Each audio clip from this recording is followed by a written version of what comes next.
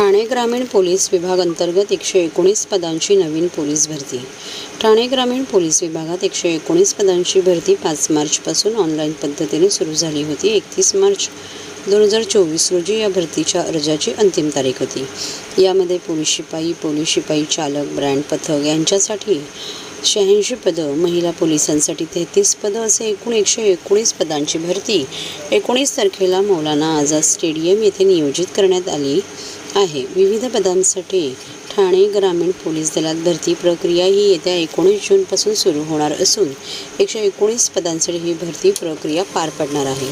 यामध्ये 7019 उमेदवारांचे अर्ज प्राप्त झाले असून यामध्ये 1015 महिलांचे अर्ज प्राप्त झाले तर पुरुषांचे 6004 अर्ज प्राप्त झाले आहेत। 19 जूनपासून मुंब्रा या ठिकाणी मौलाना अब्दुल कलाम आझाद स्टेडियम येथे ही भरती प्रक्रिया पार पडणार आहे। या संदर्भात आज ठाणे ग्रामीण पोलीस अधीक्षक डॉक्टर D.S. स्वामी यांनी पत्रकार परिषदेत माहिती दिली। तसेच जे उमेदवार येतील त्यांची गैरसोय होणार नाही याची संपूर्ण काळजी घेतली जाणार असल्याची माहिती दिली आहे।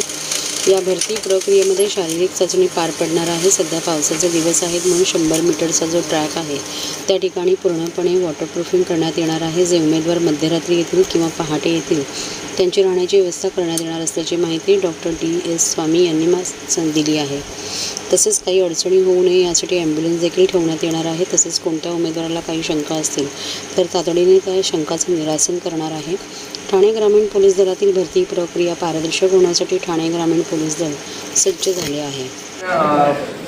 जिल्ह्यामध्ये एकंदरीत 119 पदांची ही पोलीस भरती आहे। त्यामध्ये 7019 उमेदवारांचे अर्ज प्राप्त आहेत।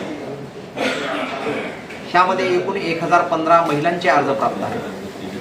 त्या अनुषंगानं ही भरती जी आहे ती 19 जूनपासून सुरुवात करण्यात येणार आहे आणि ती 1 जुलैपर्यंत ही फिजिकल एक्झामिनेशनची भरती चालेल।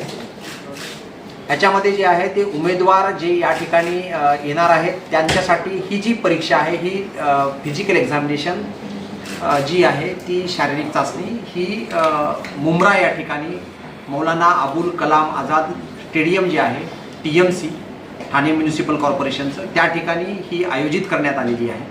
त्या ठिकाणी सिंथेटिक ट्रॅक आहे, त्याच्यामुळे पावसाचा ट्रॅकवरती परिणाम होऊन विद्यार्थ्यांना उमेदवारांना त्रास होणार नाही ह्या अनुषंगाने त्या ठिकाणी ते नियोजन करण्यात आलेलं आहे। यामध्ये आम्ही उमेदवार जे येणार आहेत त्यासाठी 100 मीटरचा जो ट्रॅक आहे त्या ट्रॅकवरती पण आम्ही चिखल पडून पावसाने चिखल होऊ नये म्हणून आम्ही त्या ठिकाणी पूर्ण वॉटरप्रूफिंग आम्ही त्याचं करत आहोत।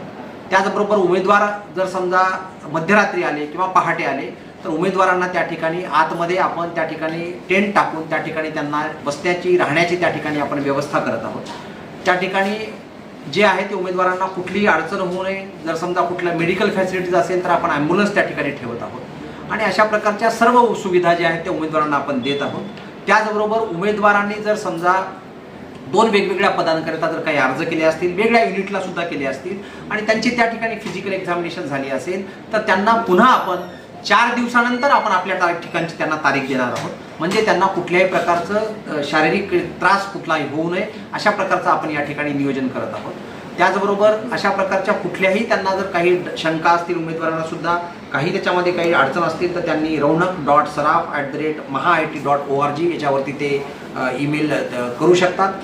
आणि एकंदरीत जे आहे ते ही भरती जी आहे ती पूर्णपणे निष्पक्षपणे कुठल्याही याच्यामध्ये काही याच्यात गैरप्रकार जे आहेत असे कुठलेही होणार नाहीत ह्या पूर्ण अनुषंगानं अतिशय काळजी घेऊन काटेकोरपणे अशी प्रकारची ही भरती प्रक्रिया या ठिकाणी राबवण्यात येणार आहे। आणि त्या ठिकाणी मुंब्र्यामध्ये जे आहे ते महत्त्वाच्या रेल्वे स्टेशनपासून ते आम्ही फॅसिलिटेशन सेंटर करत आहोत। उमेदवारांना त्या ठिकाणी कुठलीही अडचण येणार नाही। रस्त्यावरती मोठ्या प्रमाणावर बंदोबस्त, त्याचबरोबर मुख्य ज्या ठिकाणी एक्झामिनेशन आहे त्या ठिकाणी बंदोबस्त राहील आणि पूर्ण उमेदवारांचं जे आहे ते पूर्ण आवेदनपत्र याची पूर्ण छाननी करून योग्य पद्धतीनं आणि त्यांनी जे काही त्यांना दिलेल्या अटी शर्ती पाळून या ठिकाणी सगळ्या जे आहेत ते भरती प्रक्रिया या ठिकाणी राबवली जाणार आहे। त्याच्यामुळं सगळ्या उमेदवारांनी अशा प्रकारची कुठलीही काळजी करण्याचं काही कारण नाही, योग्य प्रक्रिया राबवली जाईल। त्याचबरोबर त्यांच्या कुठल्या शंका असतील त्या शंकांचं पूर्णपणे निरसन केलं जाईल आणि पावसाचीमुळे अशा प्रकारची कुठलीही अडचण येणार नाही आणि जर समजा त्या ठिकाणी कुठली अडचण वाटली त्यांच्या इव्हेंटला तर त्यांचा इव्हेंट जो आहे तो योग्य त्यांना वेळ देऊन योग्य तारीख देऊन त्या ठिकाणी प्रक्रिया ही राबवण्यात येईल। धन्यवाद।